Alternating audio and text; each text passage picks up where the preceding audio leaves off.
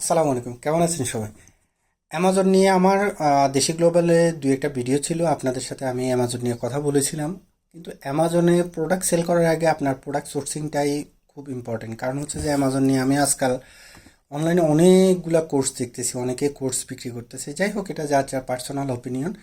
But আমি personally আপনাদেরকে বলবো, আপনারা অ্যামাজন শুরু করার আগে অ্যামাজনের আপনার কি প্রোডাক্ট সেল করবেন সেই সম্পর্কে আইডিয়া নেন। আপনার কোনো প্রোডাক্ট সম্পর্কে যদি কোনো আইডিয়া থাকে, তাহলে আগে ওই প্রোডাক্ট নিয়ে আগে আপনি ভালোভাবে একটা আইডিয়া নেন, দেন হচ্ছে যে অ্যামাজন শুরু করেন।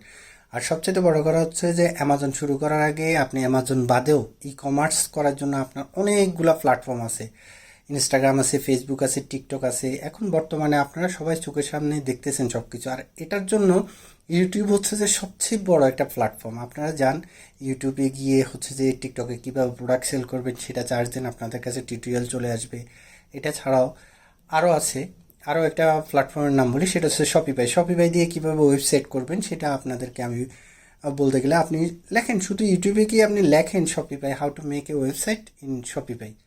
জাস্ট আপনাকে ওরা সব ধরনের ম্যাটেরিয়ালস, কন্টেন্ট এবং কি সব ধরনের উপকরণ আপনাকে দিবে, সেখান থেকে আপনি রেডি করে ফেলতে পারবেন।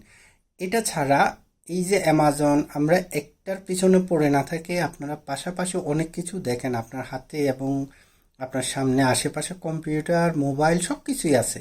আপনারা ওখানে চার্জ করেন, দেখেন, দেখার পর আস্তে আস্তে এগুলি নিয়ে কাজ শুরু করেন। যে আমি কোর্স করলেই যে প্রোডাক্ট সেল করতে পারবো, এটা খুবই একটা ঠিক কথা না। এটা আমি বিশ্বাস করি না মূলত। আপনার প্রথমত ট্যালেন্ট থাকতে হবে, আগ্রহ থাকতে হবে। সেকেন্ড হচ্ছে যে আপনাকে এই বিষয় নিয়ে কাজ করতে হবে। তো আজকে এই মূলত এই বিষয়গুলো নিয়ে কথা বলা। এটা ছাড়া হচ্ছে যে আমি অ্যামাজনের প্রোডাক্ট এবং কি সব কিছু নিয়ে আপনাদের সাথে শেয়ার করব। সে পর্যন্ত আমার সাথে থাকুন, আমাদের সাথে থাকুন। আর সবাই ভালো থাকুন, সুস্থ থাকুন। আর প্রবাসীরা বাংলাদেশের জন্য বাংলাদেশকে ভালোবাসুন। এতটুকু বলেই শেষ করব। সালাম আলাইকুম।